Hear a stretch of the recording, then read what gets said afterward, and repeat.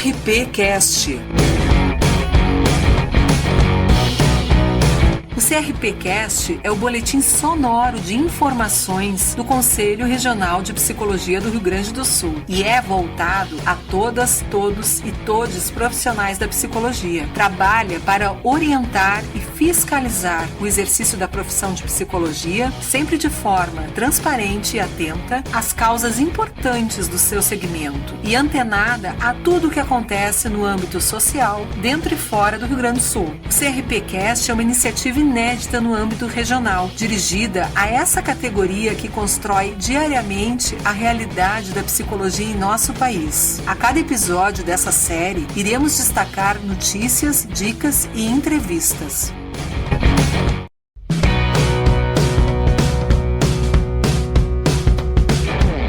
Bem-vindas, bem-vindos e bem-vindes. Eu sou Leocádia Costa e apresento a vocês o segundo episódio do CRPcast. A cada episódio dessa série, iremos destacar notícias, dicas e entrevistas, além das atividades do CRPRS e suas principais causas. Todos os quadros contam com a participação de especialistas e integrantes do Conselho de Psicologia nos âmbitos regional e federal. Esse episódio é especial pelo Dia das Psicólogas e por isso terá uma duração maior. Neste episódio participam as convidadas Rejane Pafei Caingangue, Miriam Cristiane Alves, Ana Luísa de Souza Castro, Neuza Guareschi e Sandra Fagundes, além da colaboração nas locuções dos integrantes do Conselho Regional de Psicologia do Rio Grande do Sul, a conselheira tesoureira Fabiane Machado e o psicólogo Felipe Oliveira, que também mediará o quadro Roda de Conversa.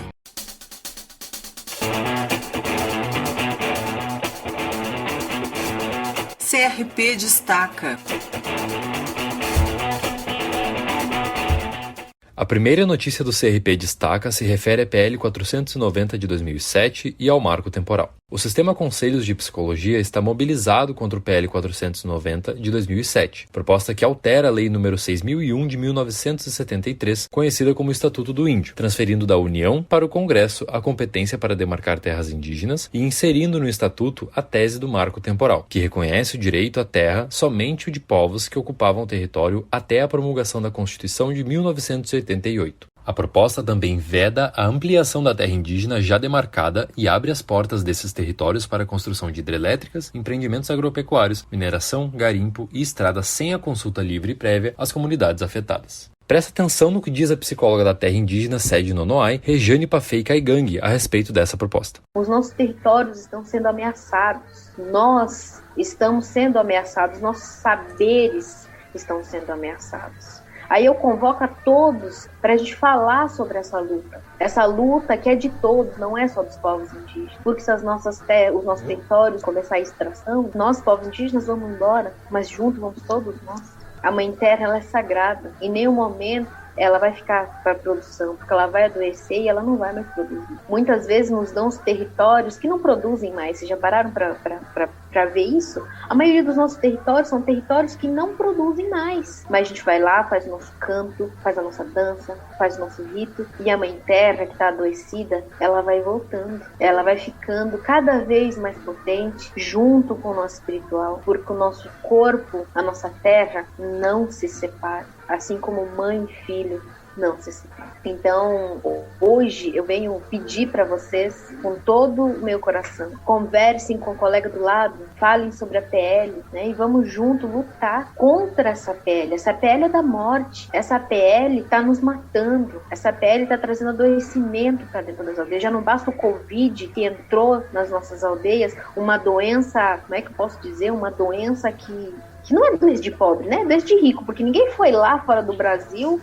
um pobre pegou um avião e foi lá. Não, mas aí nós, povos indígenas, aqui somos infectados. Assim como a periferia, assim como o quilombo, todos nós sofremos por algo que não somos nós que vamos atrás. Os povos indígenas vêm sofrendo com suas doenças desde sempre, varíola, febre amarela. Se vocês pesquisarem no relatório Figueiredo, muitos presentes que eram dados para dentro das aldeias indígenas eram presentes infectados. E nós perdemos aldeias inteiras. É muito triste. É muito triste saber que os nossos rios, os nossos encantados estão ali e as pessoas levam isso como chacota. Então hoje eu quero muito convidar e dizer, olha, vamos junto de mão dada lutar por isso. porque é uma luta de todos. Sem ar, sem água, o que vai ser de nós? As nossas águas já estão sendo poluídas, as nossas matas já estão sendo desmatadas, e nós estamos aqui vivendo no automático. Será que isso é vida? Será que isso é saúde para nós? E a próxima notícia aborda como a reforma administrativa do Estado, PLC 163 de 2021, reflete nas políticas públicas e como esta afeta o trabalho das psicólogas. O CRPRS acompanha com preocupação a aprovação do projeto de lei complementar 163/2021 no Rio Grande do Sul. A proposta altera a Lei 14.733 de 2015, que dispõe sobre a estrutura administrativa e diretrizes do Poder Executivo. As alterações na área da assistência social e dos direitos da criança e do adolescente caminham para retrocessos e enxugamentos, desconsiderando conquistas históricas. A Fundação de Atendimento Socioeducativo do Rio Grande do Sul, a FASE, por exemplo, passaria a ser vinculada à Superintendência dos Serviços Penitenciários. Isso significa que conquistas históricas como as políticas de socioeducação deixariam de existir ou estariam vinculadas ao sistema de justiça. Tais medidas descumprem, inclusive, o ECA, Estatuto da Criança e do Adolescente. O governo do estado apresentou a proposta em regime de urgência, sem ouvir o conjunto de organização que atuam e defendem a política de assistência social no estado.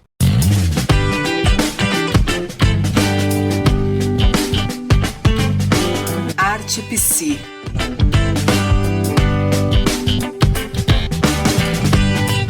No Arte Psi, as dicas desse episódio são literárias, literaturas relevantes para compreendermos as relações raciais e seus reflexos em nossas práticas psi. Começamos com um livro que foi lançado no 1º dia de agosto, no dia do aniversário de sua autora. Estamos falando de Djamila Ribeiro, filósofa, escritora e ativista que traz para o debate público questões sobre o feminismo negro. Seu mais recente livro já está na lista dos livros mais vendidos de não ficção no Brasil e, conforme a autora citou em seu Instagram, faz uma dobradinha com o Pequeno Manual Antirracista, presente na mesma lista desde 2019. Um relato memorialístico, pungente e sensível sobre ancestralidade, feminismo e antirracismo na criação de filhos. Cartas para Minha Avó é o novo livro da filósofa Djamila Ribeiro. No mais pessoal e delicado de seus livros, Djamila revisita sua infância e adolescência para discutir temas como ancestralidade negra e os desafios de cuidar filhos em uma sociedade racista. O relato se dá na forma das cartas à sua avó. A cumplicidade que sempre houve entre avó e neta é o que permite que a autora rememore episódios difíceis, como a perda do pai e da mãe, as agressões que sofreu como uma mulher negra no Brasil e os desafios para integrar a vida acadêmica. Djamila também fala dos relacionamentos amorosos e experiências profissionais, das músicas, das leituras e das amizades que a acompanharam em sua construção pessoal, e também da percepção paulatina de que a memória das lutas e das conquistas das pessoas negras que vieram antes de nós é a força que nos permite seguir adiante.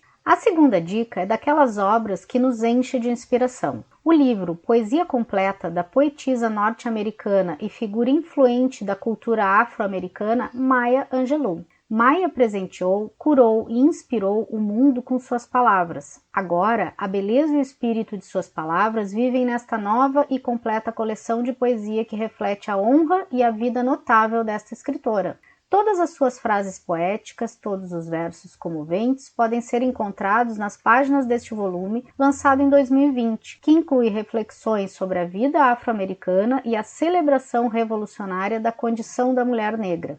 Atemporal, essa compilação definitiva aquecerá os corações dos mais ardentes admiradores da Maya Angelou, assim como introduzirá novos leitores à poeta legendária, ativista e professora, uma mulher extraordinária para a atualidade.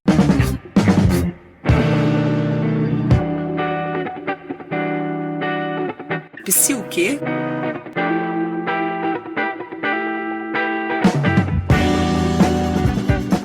No Psi o quê, a nossa convidada Miriam Cristiane Alves é membro do Conselho Regional de Psicologia, presidenta da Comissão de Processos Clínicos e Psicossociais e presidenta da Comissão Gestora da Subsede Sul. Também é professora do curso de Psicologia da Universidade Federal de Pelotas e do Programa de Pós-Graduação em Psicologia Social e Institucional da Universidade Federal do Rio Grande do Sul. Ela nos elucida sobre o conceito e a importância do termo psicologia psicologia decolonial. Bom, então pensar em uma psicologia descolonial, e aqui eu já marco um posicionamento político em adotar a ideia de descolonial e não decolonial, na perspectiva de ampliar o arcabouço teórico e epistemológico com os quais as psicologias precisam dialogar. Precisamos também pensar em uma psicologia talvez anticolonial ou contracolonial, enfim. Mas cada uma destas categorias de análises, elas pressupõem uma perspectiva teórica e epistemológica. Bom, mas aqui então, pensando em uma psicologia descolonial, quero aqui levantar dois questionamentos que precisam ser feitos para a gente compreender o que está colocado, né, nessa ideia de psicologia descolonial. Então, o primeiro deles é a necessidade de nos questionarmos sobre os efeitos das relações coloniais nos modos de subjetivação, por exemplo, ou ainda os efeitos das relações coloniais na própria constituição da psicologia ou das psicologias. E para qualquer uma dessas análises, precisa estar na centralidade das discussões os conceitos de raça, de racismo, de relações raciais. Conceitos estes, ideias estas, né, principalmente a ideia de raça, que irá então edificar o colonialismo, né, e a colonialidade, e aí pensando na colonialidade, considerando os seus diferentes desdobramentos que o grupo Modernidade e Colonialidade vai desenvolver, né, então colonialidade do saber, do poder e do ser, e também do gênero, por exemplo. Para pensar sobre esses questionamentos, nós precisamos colocar os conceitos de raça e racismo na centralidade das discussões e no sentido de olhar para as atrocidades do tráfico e da violência transatlântica que irão forjar as Américas e alimentar o primeiro capitalismo, e o capitalismo que se atualiza, inclusive, no nosso contemporâneo. Bem, então aqui tem a possibilidade da psicologia ou as psicologias dialogarem com conceitos, com autores e autoras, por exemplo, como Quijano, Maldonado Torres, Ramon Grossfogel, Henrique Dussel, Maria Lugones, mas também e fundamentalmente com pensadores e pensadoras negros e negras que no seu tempo já construíram e elaboraram discussões importantíssimas sobre o colonialismo e seus efeitos no contemporâneo, como o Frantz Fanon, Aimé Césaire, Lélia Gonzalez, Beatriz Nascimento, Abdias do Nascimento, entre outros que poderíamos citar aqui. Então, pensar uma psicologia descolonial é abrir-se para outras perspectivas teórico-epistemológicas que vão trazer o racismo e a necessidade de enfrentamento do racismo, e esse racismo que vai edificar as relações coloniais que permanecem vivas ainda hoje no nosso cotidiano.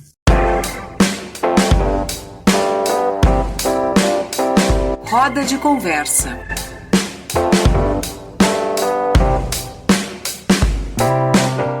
O segundo Roda de Conversa de agosto abordará um tema relacionado às comemorações voltadas ao Dia das Psicólogas. O tema 60 anos da psicologia no Brasil fará um resgate histórico elencando as principais conquistas e desafios atuais para a profissão, com as convidadas Ana Luísa de Souza Castro, Neuza Guareschi e Sandra Fagundes. Neuza Maria de Fátima Guareschi é PhD pela University of Wisconsin, tem pós-doutorado pelo Institute of Education, ILCL, de Londres, e é pesquisadora e professora associada do Programa de Pós-Graduação e do Departamento de Psicologia Social e Institucional da Universidade Federal do Rio Grande do Sul, onde também coordena o Núcleo de Estudos em Políticas e Tecnologias Contemporâneas, de Subjetivação. Atualmente é conselheira do Conselho Federal de Psicologia. Ana Luísa de Souza Castro é mestra em Psicologia Social e psicóloga do Tribunal Tribunal de Justiça do Estado. Foi conselheira, presidenta da Comissão Nacional de Direitos Humanos do Conselho Federal de Psicologia na gestão de 2017 a 2019 e é a atual presidenta do Conselho Regional de Psicologia do Rio Grande do Sul. Sandra Fagundes é psicóloga, mestre em educação, psicanalista, sanitarista e professora da maestria em saúde mental pela Universidade Nacional de Córdoba, na Argentina, e da residência integrada de saúde mental coletiva da Universidade Federal do Rio Grande do Sul. Para mediar essa roda de conversa, convidamos o psicólogo Felipe Oliveira, especialista em gestão e psicologia escolar e colaborador da Comissão de Educação do Conselho Regional de Psicologia do Rio Grande do Sul. Então eu queria te ouvir agora, Neuza, fazer a primeira pergunta aqui. Queria te ouvir um pouco sobre o contexto social e político brasileiro no momento da regulamentação da psico como profissão, né? E qual seria a relação daquela época com os dias atuais que a gente tem em função disso, né?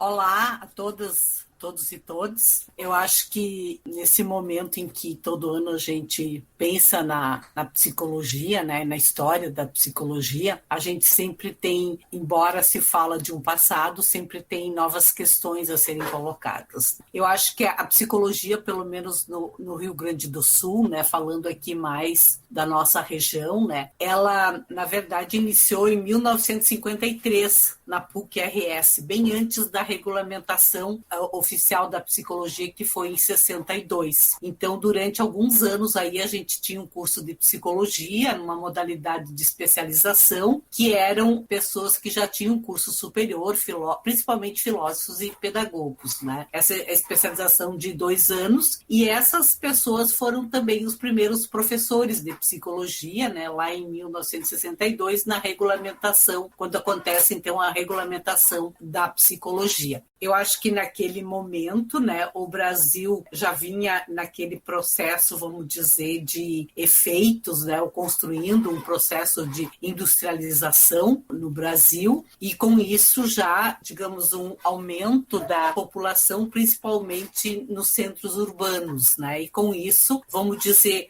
já algumas questões sociais, né, que os psicólogos e as psicólogas desde cedo começaram a se preocupar. Embora fosse uma psicologia ainda bastante dentro de um paradigma positivista, né? E toda aquela formação daquele momento, das áreas, as principais áreas da psicologia, eu acho que elas foram se transformando muito até os dias de hoje, né? A gente tinha uma clínica, né, que era bastante focada na psicanálise, devido à nossa influência aqui próxima à Argentina, e muitos professores desse país que vieram aqui desde a época finais dos anos 60, 70, e que foram professores dos cursos de psicologia. O trabalho, por exemplo, na área da indústria, né, psicologia do trabalho, era muito mais uma psicologia da indústria mesmo, e voltada naquele foco, né, de uma sociedade capitalista, né, que focava muito a adaptação, vamos dizer, né, do sujeito ao trabalho. Na escola também, como já uma das primeiras áreas da psicologia, o enfoque era na aprendizagem, né, busca da aprendizagem, e muito em busca, assim, essa aprendizagem para a formação do trabalhador, né? Naquele momento, tudo era muito focado em busca, né, do homem trabalhador. E era a palavra é essa mesmo, o homem trabalhador. E numa psicologia social, ainda bastante a partir de um paradigma norte-americano, que focava, digamos assim, em conjunto, né, coordenada com todas essas questões, uma normalização, uma padronização das condutas sociais, dos papéis sociais dentro da sociedade, ou seja, um processo de socialização que vinham bem por comportamentos pré-determinados, né, pela sociedade. Naquele momento também a gente tinha, então, devido a essas questões, um enfoque muito grande na área da psicometria, né, até por causa do grande enfoque na área do trabalho, né. Na saúde, né, o trabalho era muito a partir das questões de diagnóstico, e também voltada muito ao enfoque material materno-infantil, visando exatamente, vamos dizer, a educação e a formação de um trabalhador saudável, né, dentro daquele ideário do homem moderno, né, da modernidade, e também logo a seguir, né, vamos dizer assim,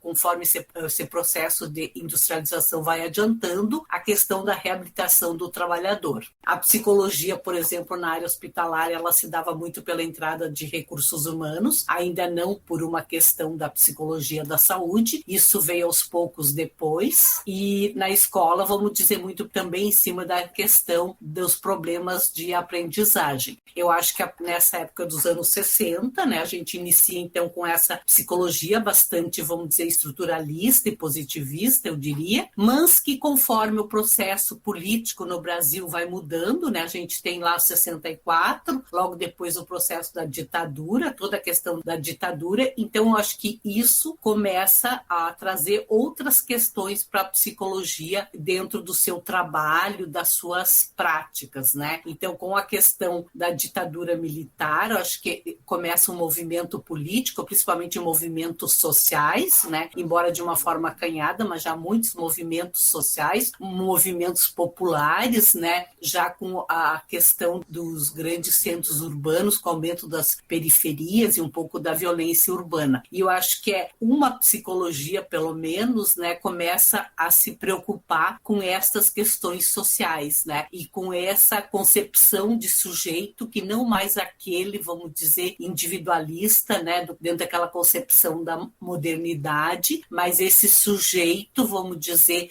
trabalhador e que faz parte, né, da grande massa da população brasileira. E eu acho que talvez no início de uma forma um pouco acanhada, mas a psicologia começa a se aproximar desses movimentos sociais, desses grupos populares e de alguns movimentos políticos, né, que passam a transformar algumas causas, entende, na sociedade, como foi lá aí já nos anos 70, final dos anos 80 já, a questão da reforma, vamos dizer, psiquiátrica, que a Sandra deve falar muito, talvez mencionar sobre isso, né, e a reforma sanitária. Eu acho que no Brasil, especialmente, a gente tem, assim, o surgimento de uma psicologia social crítica, né, uma crise da psicologia social crítica, e que ela vem transformar, vamos dizer, não só a psicologia social, mas acho que outras áreas da psicologia, né, trazendo uma psicologia comunitária, trazendo uma psicologia mais voltada à saúde do trabalhador, e começa um abandono, vamos dizer, dessa postura mais de neutralidade e de verdades únicas sobre a concepção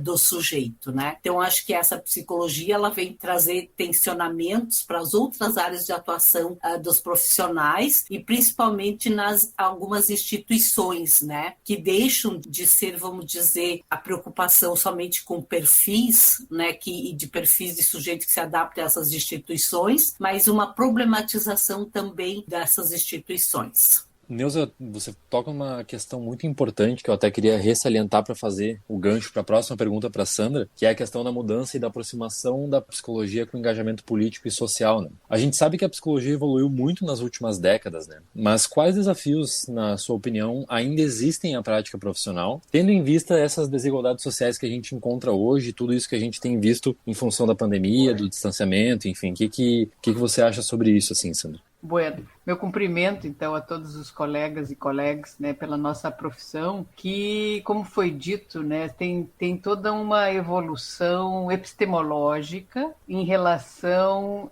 a um objeto, por exemplo, uma definição da psicologia como um objeto híbrido. Isso eu gosto muito também da psicologia, que já nos coloca na situação da possibilidade do trabalho, já da origem do trabalho transdisciplinar e multidisciplinar. E também, a partir do que a Neuza foi falando, e da década de 80 para cá, e se a gente vai buscar textos, vai encontrar antes, essa indagação sobre a determinação social do sofrimento psíquico, das subjetividades, e um grande marco, eu diria, que é este da inclusão dos psicólogos e da contribuição da psicologia na construção de políticas públicas, movimentos sociais, sociais e em relação aos direitos humanos. Então, os psicólogos e a psicologia trabalhou muitíssimo nessa questão da elaboração e formulação de políticas públicas, além do trabalho da operação direta. E os psicólogos, particularmente, contribuíram para essa centralidade das necessidades das pessoas para elaborar políticas. Então, particularmente no tema da reforma psiquiátrica, todas as formulações de políticas públicas com busca de financiamento,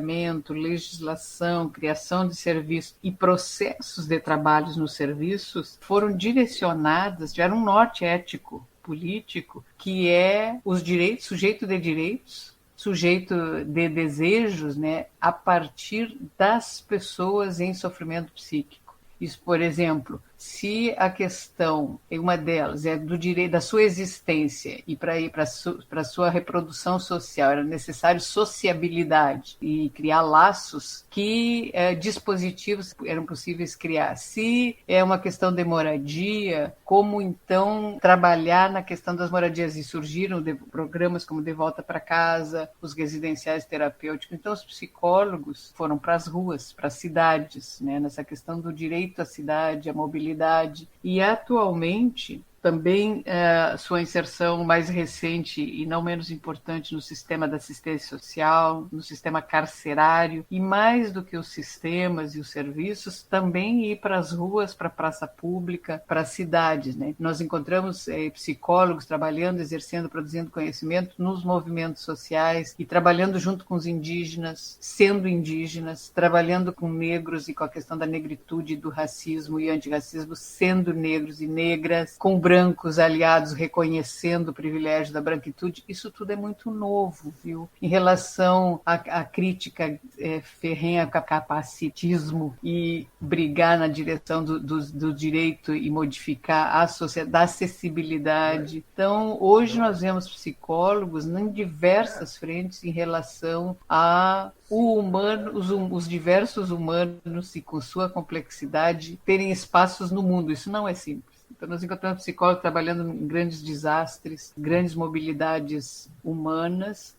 e sempre numa disputa com diversos tipos. Tem várias psicologias, né? Desde essa origem que a Neuza nos coloca, hoje continua presente. É agravado hoje por situações da gravidade da desigualdade, de um avanço de forças fascistas, autoritárias, que vão contra justamente fazer caber os humanos no mundo, e sim querem exterminar humanos no mundo. Então, os psicólogos são chamados a dizer a que vieram e com quem estão, né? Trabalhar com a população de rua, por exemplo, é um dos grandes desafios, tanto do ponto de vista desde a subjetividade e subjetivações dessas questões, as teias grandes macro sociais e econômicas, como do neoliberalismo, que tem gerado suicídio. Ou nós vamos trabalhar com cada um do suicida, e essas são opções, e é necessário trabalhar com as pessoas, mas não o suficiente. A Bolsa tem comprovações disso, trabalhando com políticas inclusivas, quando tem emprego pleno, diminui o suicídio. Então, também a necessidade dos psicólogos e a psicologia pensar, propor questões sociais como essas e dizer a que vem. Perfeito, muito legal, assim. Eu acho que o que você diz tem muito sentido porque ele diz respeito a várias conquistas da psicologia nesses âmbitos e, ao mesmo tempo, um eterno desafio, né, de combater isso. E aí, sobre essas conquistas, aí eu passo a palavra para a Ana e pergunto o seguinte: na sua opinião, Ana, quais foram as principais conquistas da profissão ao longo desses 60 anos, então? Então, as minhas queridas antecessoras tornaram a minha fala mais tranquila, né? Que se remeteram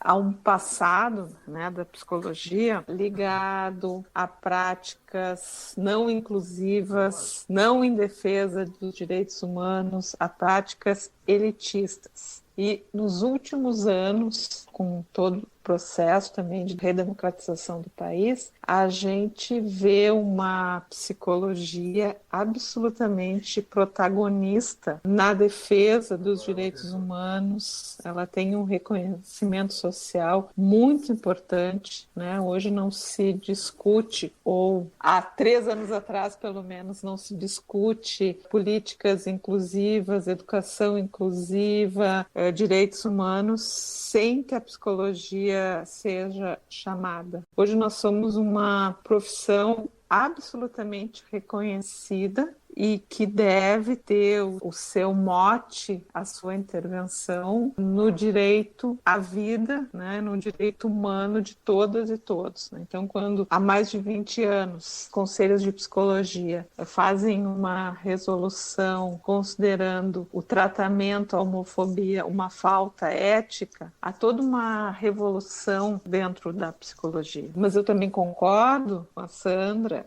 de que isso é um entendimento sempre em disputa, está sempre colocado em perigo de retrocesso. A gente está gravando essa conversa em agosto de 21, né, quando a psicologia comemora seus 59 anos de regulamentação, mas quando o país vive um genocídio com mais de 570 mil mortos. Então, nessa prática, nesse momento histórico que está colocada a intervenção das psicólogas e dos psicólogos. E a gente tem visto, né, durante a pandemia, um movimento muito importante das psicólogas e dos psicólogos, que é a criatividade do seu trabalho, como poder trabalhar, como poder continuar cuidando da saúde mental das pessoas e aí das mais diversas áreas de atuação da psicologia, que são muitas, mas preservando a vida das pessoas. Eu gosto sempre de situar que a gente vem de uma psicologia que durante o regime militar tinha na sua prática alguns psicólogos e psicólogas que participavam de sessões de tortura e atestavam até onde a pessoa torturada tinha condição de continuar sendo torturada. Gosto muito de situar isso, até o momento que a gente vive, que é impensável uma prática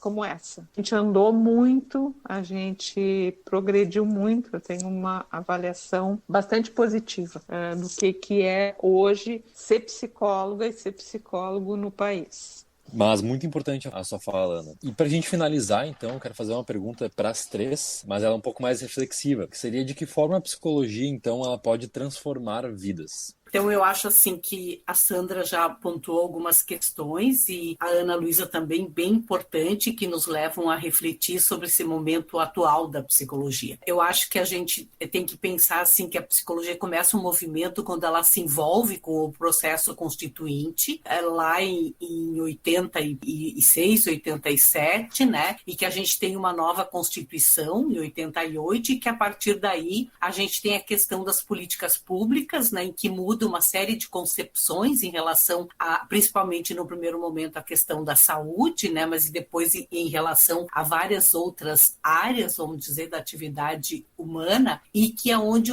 a psicologia vai se inserir como, vamos dizer, um protagonismo muito grande na área das políticas públicas. E eu acho que isso é que começa toda uma transformação das práticas psicológicas, independente do espaço, o setting que elas acontecem, que elas vêm dentro de um princípio, né, da pluralidade, da diversidade, da democracia e da participação social. E eu acho que é isso que trouxe para a psicologia, assim, ocupar outros lugares, né? A gente tem nesse momento, vamos dizer, mais de 60% da categoria profissional, ela trabalha na área das políticas públicas, direta ou indiretamente. Eu diria que através dessa inserção da psicologia nas políticas públicas é onde a gente passa a fazer uma decolonização de nossos saberes, né? E também de nossas práticas, e aonde a psicologia assume determinadas questões, não somente como estruturantes da sociedade, como o racismo, o machismo, né, a homofobia, mas também como, vamos dizer assim, estruturantes dos nossos saberes, e que a gente agora passa a questionar e a transformar-se em conceitos e técnicas, e a partir disso, claro, constituir outras formas de intervenções na sociedade com diferentes tipos de populações com as quais a gente trabalha, né, no dia a dia. E também na formação. A formação em psicologia, ela mudou muito, principalmente nos últimos 10 anos, né, e que hoje tem outras preocupações, além de saberes teóricos, básicos, né, que a gente tem que aplicar enquanto profissionais, mas principalmente, assim, a preocupação com a questão do exercício da cidadania, né, e com a preocupação dos direitos humanos, né, e então o engajamento da psicologia num processo de politização e de debate das questões sociais muito grande. Pois é, eu fiquei pensando, né, na pergunta, transformar vidas, né? Desde que o psicólogo se coloque junto a forças e potências para transformação da vida, né? Não, do ponto de vista hoje planetário, ecológico, de descentrar o humano como centro eu acho que nós estamos passando por uma outra ferida narcísica, que é tirar o humano do centro do mundo e sim recolocar em relação à ecologia, ao meio ambiente, mais na direção do que o Krenak tem nos convidado, né, a pensar, e também poder de estar do lado de potências de vida, né? Por que eu estou dizendo isso? Porque pode transformar, por exemplo, dizer que uma criança não tem condições de aprender por um laudo de uma psicóloga, e vai transformar no sentido da discriminação dessa pessoa e de uma trajetória na escola. Agora, um psicólogo contribuindo para sair do lugar comum e ver como faz caber a aprendizagem, caber a vida das pessoas com a sua peculiaridade,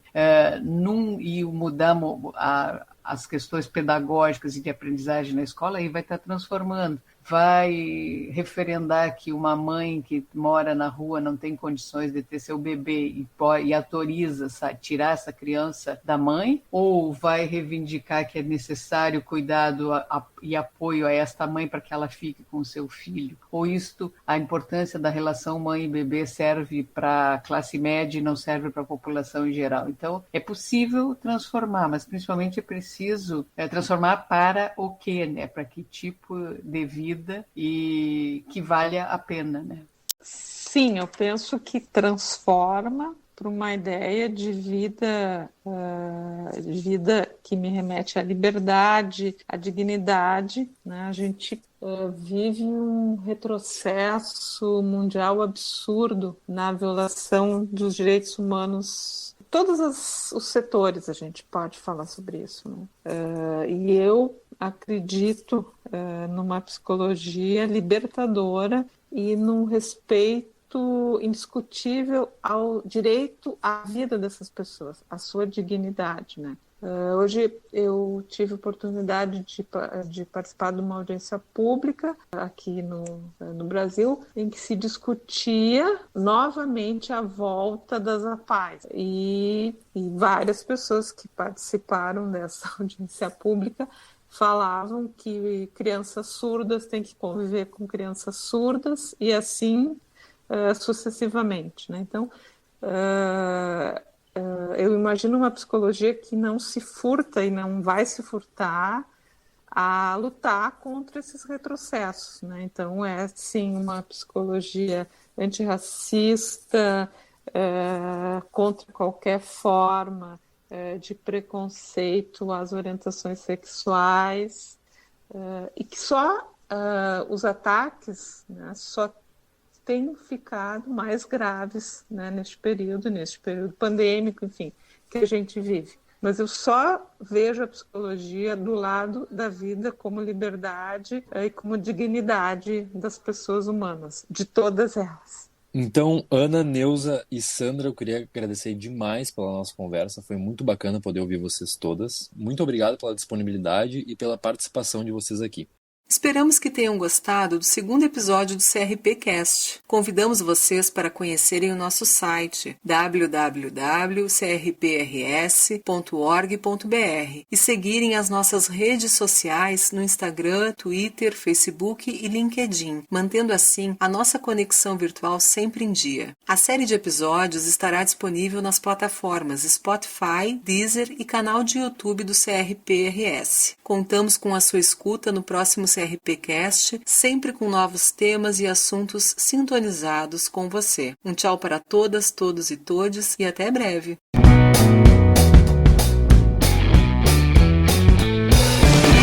Esse foi o CRP Cast, uma iniciativa pioneira criada pelo Conselho Regional de Psicologia do Rio Grande do Sul, voltada a todas, todos e todes os profissionais da psicologia. O podcast tem a produção da Mirai e a participação de convidados comprometidos com a coletividade, propondo ações para consolidar o acesso à psicologia na sociedade brasileira.